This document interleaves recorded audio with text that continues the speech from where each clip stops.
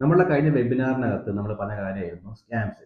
അതായത് ഡിജിറ്റൽ സ്കാമിനകത്ത് ഒരുപാട് ആൾക്കാർ പറ്റിക്കപ്പെടുന്നുണ്ടെന്നും നമ്മുടെ സാധാരണക്കാർ ഏറ്റവും കൂടുതൽ സാധാരണക്കാരെ പറ്റിക്കപ്പെടുന്ന ഒരു സൈബർ അറ്റാക്ക് അല്ലെങ്കിൽ ഒരു മെത്തേഡ് എന്ന് പറയുന്നത് സ്കാമാണ്.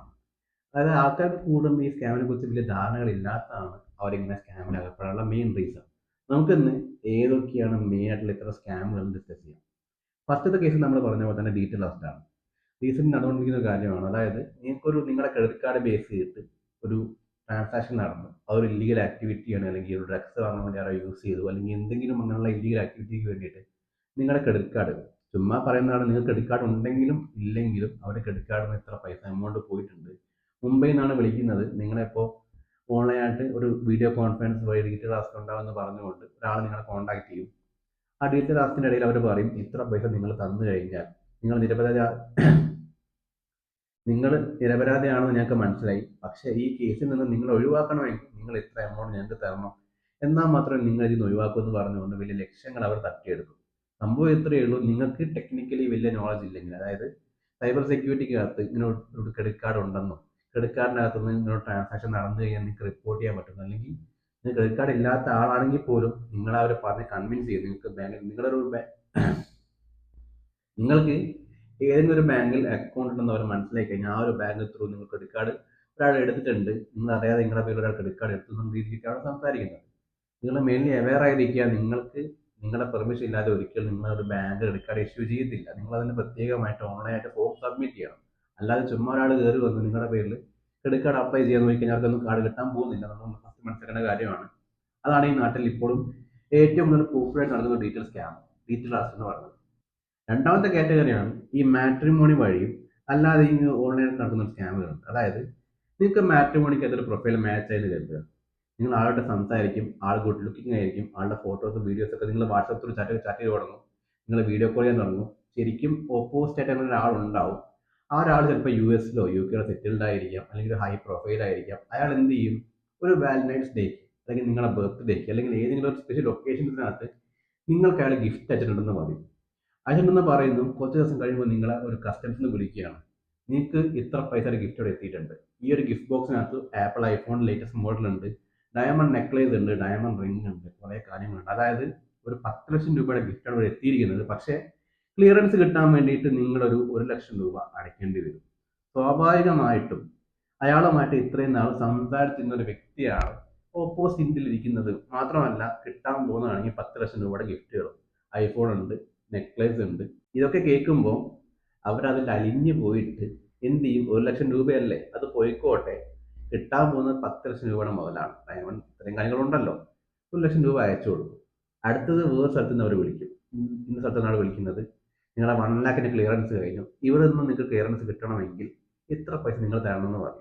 കസ്റ്റംസ് ക്ലിയറൻസ് കഴിഞ്ഞു, പക്ഷേ ഞങ്ങളുടെ തരുന്ന ക്ലിയറൻസ് കൂടെ കഴിഞ്ഞാൽ മാത്രമേ നിങ്ങൾക്ക് ഗിഫ്റ്റ് കിട്ടുള്ളൂ, അത് ഇത്രയും പൈസയുടെ ഇതായത് കൊണ്ട് നിങ്ങൾ കുറച്ചും കൂടെ പൈസ അയക്കണമെന്ന് പറയും. ഇങ്ങനെയും ആൾക്കാരെ പറ്റി മാട്രിമോണി വഴിയല്ല, ഫേസ്ബുക്ക് വഴി നടക്കുന്നുണ്ട്, പിന്നെ ഒരുപാട് ഓൺലൈൻ പ്ലാറ്റ്ഫോം ഈ ഒരു സ്കാം നടക്കുന്നുണ്ട്. സിംപ്ലി നിങ്ങൾ അവരോട് മനസ്സിലാക്കും, അതായത് നിങ്ങളുടെ ഇൻട്രസ്റ്റോട് മനസ്സിലാക്കും, നിങ്ങൾക്ക് പൈസയോടെ അല്ലെങ്കിൽ ഏതെങ്കിലും ഒബ്ജക്റ്റോടോ മൊബൈൽ ഫോണിനോടോ അല്ലെങ്കിൽ ഇത്തരം നെക്ലേസ് ജ്വല്ലറി ഐറ്റംസിനോടുള്ള ഇൻട്രസ്റ്റ് അവർ മനസ്സിലാക്കി കഴിഞ്ഞാൽ ഉടനെ അത് വെച്ചവർ നിങ്ങളെ സ്കാം ചെയ്യാൻ നോക്കിക്കൊണ്ടിരിക്കും. സംഭവം സിമ്പിളാണ്, ആ ഒരു പ്രൊഫൈലേ ഫേക്ക് ആണ്.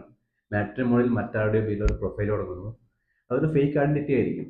അതായത് ആൾ ശരിക്കും അങ്ങനെ വ്യക്തി ഉണ്ടാവും, പക്ഷെ ആളുടെ പേരോ പ്രൊഫഷനോ ഒരിക്കലും അതായിരിക്കില്ല. അവിടെ ആൾ യു എസിലാണ് അല്ലെങ്കിൽ യു കെയിൽ വെൽ സെറ്റിൽഡ് ആണെന്ന് പറയുന്നു, വലിയ ബിസിനസ് ആണെന്ന് പറയുന്നു, ഇത്ര കോടിയുടെ ആസ്തിയാണെന്ന് പറയുന്നു. സ്വാഭാവികമായിട്ടും ഇപ്പോഴുള്ള ഒരാളെ അയാളെ പൈസ കാണിച്ചുകൊണ്ട് കൺവിൻസ് ചെയ്യും, ഇത്ര വലിയൊരു തുകയുടെ ഗിഫ്റ്റുകൾ ഇയാൾക്ക് അയക്കാറുണ്ടെന്ന് നമ്മളെ ബോധ്യപ്പെടുത്തുകയും ചെയ്യും. എന്നിട്ട് ആളിങ്ങനെ ഗിഫ്റ്റ് അയച്ചു എന്ന് പറയുന്നു, ഗിഫ്റ്റ് അയച്ചു എന്ന് പറഞ്ഞു കഴിഞ്ഞിട്ടോ, ഇത്രയും പൈസ ഗിഫ്റ്റ് നിങ്ങൾക്ക് കസ്റ്റംസിന്റെ ക്ലിയറൻസ് കിട്ടണമെങ്കിൽ ഇത്ര പൈസ നിങ്ങൾ അടയ്ക്കണം എന്ന് പറയുന്നു. കിട്ടാൻ പോകുന്ന ഗിഫ്റ്റിന്റെ മൂല്യം കണക്കാക്കിക്കൊണ്ട് നിങ്ങൾ സ്വാഭാവികമായിട്ടും ഈ ഒരു ചെറിയൊരു പൈസ നിങ്ങൾ കണ്ണടച്ചുകൊണ്ട് നിങ്ങൾ അവർക്ക് കൊടുക്കും. ആരും ഇതിന്റെ ലോജിക്കൽ സൈഡ് ആലോചിക്കില്ല, അന്വേഷിക്കാൻ നിൽക്കില്ല. സ്വാഭാവികമായിട്ട് എന്ത് സംഭവിക്കും, നിങ്ങളുടെ 1 ലക്ഷം രൂപ അവർ പറ്റിച്ചു, അതൊരു എക്സാമ്പിൾ. വീണ്ടും അവർ പറയുകയാണ് ഇത്രയും കൂടെ പൈസ തന്നാൽ മാത്രമേ ഗിഫ്റ്റ് കിട്ടുള്ളൂ എന്ന് പറയും. പിന്നെ അവർ നിങ്ങളെ പറ്റിക്കുന്നു. ഇതൊക്കെ കഴിഞ്ഞിട്ട് നിങ്ങൾ ഇൻ കേസ് നിങ്ങൾ പൈസ കൊടുത്തില്ല എന്ന് വിചാരിക്കുക, നിങ്ങളെ ഈ ഗിഫ്റ്റ് അയച്ച വ്യക്തി നിങ്ങളെ കോൺടാക്ട് ചെയ്യും, എന്നിട്ട് പറയും ഞാൻ അയച്ച ഗിഫ്റ്റ് ബ്ലോക്ക് ആയിട്ട് എന്നെ വിളിച്ചിട്ടുണ്ട്, നീ എന്താ പൈസ അയക്കാതെന്ന് വെച്ചുകൊണ്ട്. അത് ഞാൻ നിനക്ക് ഇത്രയും വിലപിടിപ്പുള്ള ഗിഫ്റ്റുകൾ അയച്ചിട്ട് അതിന് 1 ലക്ഷം രൂപ കൊടുത്ത് വാങ്ങാൻ നിനക്ക് മനസ്സില്ലേ എന്ന് ചോദിച്ചുകൊണ്ട് മറ്റേ ആൾ വരെ നിങ്ങളെ കോൺടാക്ട് ചെയ്യുന്നത് സംഭവിച്ചിട്ടുണ്ട്. സംഭവിച്ച് എൻ്റെ പരിചയത്തിൽ ഒരാളുടെ കയ്യിൽ നിന്ന് പൈസ പോയിട്ടുണ്ട്, 35,000 രൂപ പോയിട്ടുണ്ട്. ഇതുവരെ ആ പൈസ തിരിച്ച് കിട്ടിയിട്ടില്ല. ആലോചിക്കുക, നിങ്ങളുടെ വീക്ക്നെസ്, നിങ്ങളുടെ വീക്ക് പോയിന്റ് എന്താണെന്ന് അവർ മനസ്സിലാക്കുന്നു. അത് വെച്ച് അവർ നിങ്ങളെ പറ്റിക്കാൻ ശ്രമിക്കുന്നു. എപ്പോഴും നിങ്ങളുടെ വീക്ക്നെസ് എന്താണെന്നാണ് ഓപ്പോസിറ്റ് നിൽക്കുന്ന അറ്റാക്ക് അല്ലെങ്കിൽ സ്കാമേഴ്സ് നോക്കിക്കൊണ്ടിരിക്കുന്നത്. നിങ്ങൾക്ക് പൈസയോടുള്ള ഒരു ഇത്, അതായത് നിങ്ങൾക്ക് എത്രത്തോളം പൈസ കിട്ടുന്നു, അല്ലെങ്കിൽ പൈസയോട് നിങ്ങളെങ്ങനെ നോക്കിക്കാണുന്ന രീതിയൊക്കെ അവർ മനസ്സിലാക്കുന്നു. നിങ്ങളെ ഇത്ര പൈസ കയ്യിൽ കിട്ടും, അതിനുവേണ്ടി നിങ്ങൾ ചെറിയൊരു പൈസ വേസ്റ്റ് ചെയ്യാൻ റെഡിയാണെന്ന് അവർ തോന്നിക്കഴിഞ്ഞാൽ ഇത്തരം കാര്യങ്ങൾ അവരെ ഇറക്കും. പറ്റിക്കപ്പെടാൻ നോക്കേണ്ടത് നിങ്ങളുടെ ഉത്തരവാദിത്തം മാത്രമാണ്. ഒരിക്കലും കസ്റ്റമേഴ്സിന് ക്ലിയറൻസിന് വേണ്ടി ആരും നിങ്ങളെ കോൺടാക്ട് ചെയ്യില്ല. അങ്ങനെ എന്തെങ്കിലും ഗിഫ്റ്റ് വന്നിട്ടുണ്ടെങ്കിൽ അത് ഇത്രയും പ്രോപ്പർ ചാനൽ വഴി ക്ലിയർ ആയിട്ട് മാത്രമേ വരുള്ളൂ. അതിനുവേണ്ടി ടാക്സ് ഒക്കെ അയാൾ അടയ്ക്കുകയും വേണം. അല്ലാതെ ഒരിക്കലും കസ്റ്റമേഴ്സ് പിടിച്ചു വെച്ചിട്ട് നിങ്ങളുടെ കയ്യിൽ നിന്ന് പൈസ ചോദിക്കില്ല. ആരാണോ ഗിഫ്റ്റ് നിങ്ങൾക്ക് വേണ്ടി അയച്ചത് അയാളുടെ കയ്യിൽ നിന്ന് മാത്രമേ പൈസ ചോദിക്കുള്ളൂ, അവയറായിട്ടിരിക്കുക. അടുത്തൊരു എക്സാമ്പിൾ, ഇതും റിയൽ ലൈഫ് എൻ്റെ ഫ്രണ്ട് സംഭവിച്ച കാര്യമാണ്. ഒരു ഇൻസ്റ്റാഗ്രാം ആഡ് കണ്ടു, ഒരു ഷൂയ്ക്ക് ഒരു പോപ്പുലർ ഓൺലൈൻ വെബ്സൈറ്റിൽ ഇത്രയും ഡിസ്കൗണ്ട് എന്നുള്ള രീതിക്ക്. അത് ഇന്ത്യയിലല്ല, ആൾ പുറത്താണ് പഠിക്കുന്നത്. അവിടെ ചെന്ന് ആഡ് കണ്ടുകൊണ്ടിരുന്നത്. സ്വാഭാവികമായിട്ട് ആൾ എന്ത് ചെയ്തു, ആ ഒരു ഷൂ പോയി പർച്ചേസ് ചെയ്തു. ഇതുവരെ ഷൂ കിട്ടിയതുമില്ല. ആൾ പോയി കൊടുത്ത പൈസ, അത് ചെറിയ പൈസ ആയിട്ട് അത് പോയി. അതുകൊണ്ട് അത് കണ്ണടയ്ക്കാം. പക്ഷേ ഇങ്ങനെയും സ്കാം നടക്കുന്നുണ്ട്. ഒരു പോപ്പുലർ ഓൺലൈൻ വെബ്സൈറ്റിന്റെ പേര് ഒരു ഫിഷിംഗ് സൈറ്റ് ക്രിയേറ്റ് ചെയ്യുന്നു. ഒരു ആഡ്, അതായത് സോഷ്യൽ മീഡിയ നിങ്ങൾക്ക് കണ്ടാൽ നിങ്ങൾക്ക് തോന്നുന്നു, ഇപ്പോൾ ഫോർ എക്സാമ്പിൾ മിന്ത്ര അല്ലെങ്കിൽ ഏതെങ്കിലും ഒരു ഫ്ലിപ്കാർട്ട്, ഇതിൻ്റെയൊക്കെ ആഡ് നമുക്ക് നിരന്തരം ഓൺലൈനിൽ വരുന്നതാണ്. ഇങ്ങനെയുള്ള ഏതെങ്കിലും ഒരു ഓൺലൈൻ വെബ്സൈറ്റ് ഇൻസ്റ്റാഗ്രാം ത്രൂ നമ്മൾ ആ ആഡ് ക്ലിക്ക് ചെയ്യുമ്പോൾ നമ്മൾ ഡൊമൈൻ നമ്മൾ ചെക്ക് ചെയ്യാൻ മറന്നു പോകുന്നു. അത് നമ്മൾ കാണുമ്പോൾ എന്താണ്, ഫ്ലിപ്കാർട്ട് ഒരു പേജ് കാണുന്നു, അല്ലെങ്കിൽ ഒരു മിന്ത്ര ഒരു പേജ് കാണുന്നു, ഷൂ ഡിസ്കൗണ്ട് കാണുന്നു, നമ്മൾ പേയ്മെന്റ് ചെയ്യുന്നു, കയ്യിൽ അക്കൗണ്ടിൽ പൈസ പോകുന്നു, ഷൂ ഇട്ട് കിട്ടാനും പോകുന്നില്ല. നമ്മൾ ഒരിക്കലും ഇത്തരം ആഡുകൾ ക്ലിക്ക് ചെയ്യുമ്പോൾ വരെ നിങ്ങൾ ചെക്ക് ചെയ്യണം. അത് ബ്രൗസറിൽ ആ ലിങ്ക് കോപ്പി പേസ്റ്റ് ചെയ്ത് വെരിഫൈ ചെയ്ത് നോക്കണം. കാരണം സോഷ്യൽ മീഡിയയിൽ വരുന്ന ആഡുകൾ പോലും ഇപ്പോൾ സ്കാമേഴ്സ് ആണ്. ഓൾമോസ്റ്റ് നിങ്ങൾ നിങ്ങൾ ആ ഡൊമൈൻ ഇപ്പോൾ flipkart.com ആണെങ്കിൽ ഫ്ലിപ്കാർട്ടിന്റെ കെ ചിലപ്പോൾ ക്യാപിറ്റൽ കെ ആയിരിക്കും, ഒരിക്കലും ഒറിജിനൽ ഫ്ലിപ്കാർട്ടിന്റെ ഡൊമൈൻ ആയിരിക്കത്തില്ല ഉണ്ടാകുന്നത്. ആരും ആ ഡൊമൈൻ ചെക്ക് ചെയ്യില്ല. നമ്മൾ ഇൻസ്റ്റാഗ്രാമിനകത്ത് ഒരു ആഡ് ക്ലിക്ക് ചെയ്ത് പോകുമ്പോൾ സ്വാഭാവികമായിട്ട് പോപ്പപ്പ് ആയിട്ടാണ് ആ വിൻഡോ ഓപ്പൺ ആയിട്ട് വരുന്നത്. നമ്മളത് ചെക്ക് ചെയ്യാൻ നിൽക്കാറില്ല. അവിടെയും നമ്മുടെ ശ്രദ്ധക്കുറവാണ് നമ്മൾ പറ്റിക്കപ്പെടാനുള്ള മെയിൻ റീസൺ. അതുകൊണ്ട് തന്നെ സ്കാം നടക്കാതിരിക്കാൻ നിങ്ങൾ മാക്സിമം ചെയ്യേണ്ട അവെയർ ആയിട്ടിരിക്കുക. നിങ്ങൾ ഏത് ലിങ്കിൽ ക്ലിക്ക് ചെയ്യുമ്പോൾ, എന്ത് ആക്ടിവിറ്റി, നിങ്ങൾ ഒരാളെ വിളിച്ച് സംസാരിക്കുമ്പോൾ ഇപ്പോൾ ഡീറ്റെയിൽ അറസ്റ്റ് ആയിക്കോട്ടെ, ഇത്തരം കസ്റ്റംസിന്റെ കേസ് ആയിക്കോട്ടെ, എന്താണെങ്കിൽ പോലും നിങ്ങൾക്ക് ആദ്യം ഒരു കോൾ വന്നു കഴിഞ്ഞാൽ നിങ്ങൾ ബാക്കിയോട് സംസാരിച്ചത് ക്ലിയർ ചെയ്യണം. കാരണം ഇങ്ങനെ ഒരിക്കലും സംഭവിക്കില്ല എന്നുള്ളത് നിങ്ങൾ കോമൺ സെൻസിൽ ആലോചിച്ച് നിങ്ങളെ ആ ഒരു റൂട്ട് ക്ലിയർ ആക്കുക. കാരണം ഇത്ര വലിയൊരു പൈസയുടെ ഗിഫ്റ്റ് കിട്ടുന്നു തോന്നിക്കഴിഞ്ഞാൽ സ്വാഭാവികമായിട്ടും ആൾക്കാർ അതിന് മയങ്ങി വീഴും. അതുകൊണ്ടാണ് ഡീറ്റെയിൽ അറസ്റ്റ്. നിങ്ങൾ ഇത്ര ഒരു തട്ടിപ്പിൽ പെട്ടു, നിങ്ങളെ അറസ്റ്റ് ചെയ്യുന്ന ആൾ വരുന്ന കേൾക്കുമ്പോൾ നിങ്ങൾ കോമൺ സെൻസിൽ ആലോചിക്കുക, നിങ്ങൾ ട്രാപ്പായി എന്ന് വിചാരിക്കും. അതാണ് അവർ നൽകാൻ ശ്രമിക്കുന്നത്. ഒന്നുകിൽ ഭീഷണി അല്ലെങ്കിൽ പ്രലോഭനം. ഇതാണ് സ്കാമേഴ്സിന്റെ കോമൺ ആയിട്ട് യൂസ് ടെക്നിക്കുകൾ. നിങ്ങൾ എത്ര വിദ്യാഭ്യാസമുള്ള ആളാണെങ്കിലും, നിങ്ങൾക്ക് എന്തൊക്കെ കഴിവുകളുണ്ടെന്ന് പറഞ്ഞാലും നമ്മുടെ കോമൺ സെൻസ് വർക്ക് ചെയ്ത ചില മൊമെന്റുകളുണ്ട്. ഫോർ എക്സാമ്പിൾ, ഒരു ഡോക്ടർക്ക് സംഭവിച്ചൊരു കേസ് പറയാം.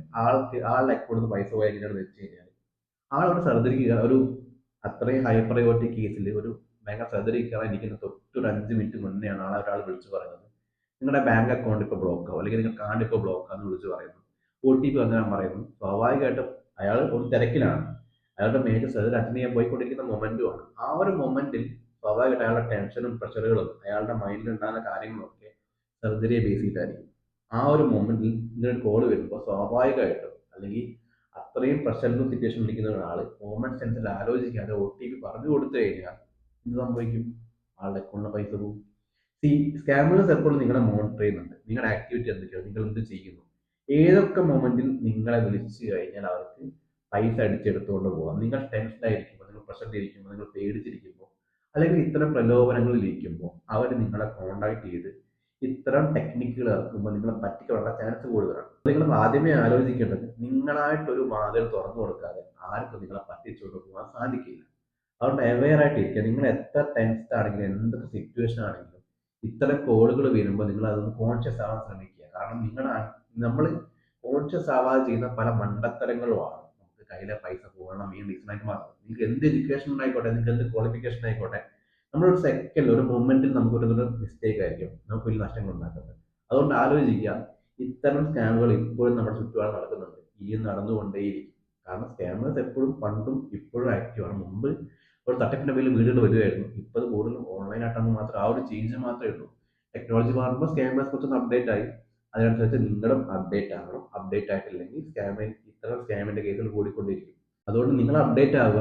നിങ്ങൾക്ക് മാക്സിമം സൈബർ സെക്യൂരിറ്റി നോളജ് നിങ്ങൾ ഉണ്ടാക്കിയെടുക്കുക. കാരണം ഇപ്പോഴത്തെ എല്ലാ ഉടായ്പകളും എല്ലാ സ്കാമും ഓൺലൈനാണ് നടക്കുന്നത്. ഇന്നത്തെ പോലെ ഓഫ്ലൈൻ സ്കാമുകൾ ഇപ്പോൾ കമ്പാരിറ്റീവ്ലി കുറവാണ്, ഇല്ല എന്നല്ല, കമ്പാരിറ്റീവ്ലി കുറവാണ്. കാരണം ആൾക്കാർ അത്രയും ടെക്നോളജി ആയിട്ട് മൊബൈൽ ഫോണായിട്ട് ഇന്ററാക്ട് ചെയ്യുന്നതുകൊണ്ട് തന്നെ കൂടുതൽ സ്കാം ഓൺലൈനാണ്. അതുകൊണ്ട് ശ്രദ്ധിക്കുക, ഇനിയും ഇത്തരം സ്കാമുകളിൽ പോയി പെടാതെ നിങ്ങളുടെ കോൺഷ്യസ് മൈൻഡ് ഉപയോഗിച്ചുകൊണ്ട് കോമൺ സെൻസ് കൊണ്ട് ആലോചിക്കുക, ഇയാൾ ഈ പറഞ്ഞ ശരിയായിരിക്കുമോ തെറ്റായിരിക്കുമോ എന്നുള്ള കാര്യം. ഡൗട്ട് ഉണ്ടെങ്കിൽ അറിയാവുന്ന ആരെങ്കിലും വിളിച്ച് അന്വേഷിക്കുക. ഒരിക്കലും സ്വയം തീരുമാനം നിങ്ങൾ കൺഫ്യൂസ്ഡ് ആക്കിയിട്ടാണ് ഒരു കാര്യം എടുക്കുന്നത്. അതുകൊണ്ട് നിങ്ങളുടെ കൺഫ്യൂസ് സ്റ്റേറ്റിൽ ഒരിക്കലും ഇത്തരം കാര്യങ്ങൾ ചെയ്യാതെ ഒരാളെ വിളിച്ച് അന്വേഷിച്ച് ക്ലിയർ ചെയ്യുക. അപ്പോൾ നമുക്കിനി മറ്റൊരു വീഡിയോ ആയിട്ട് വീണ്ടും കണ്ടുകൊണ്ടാം.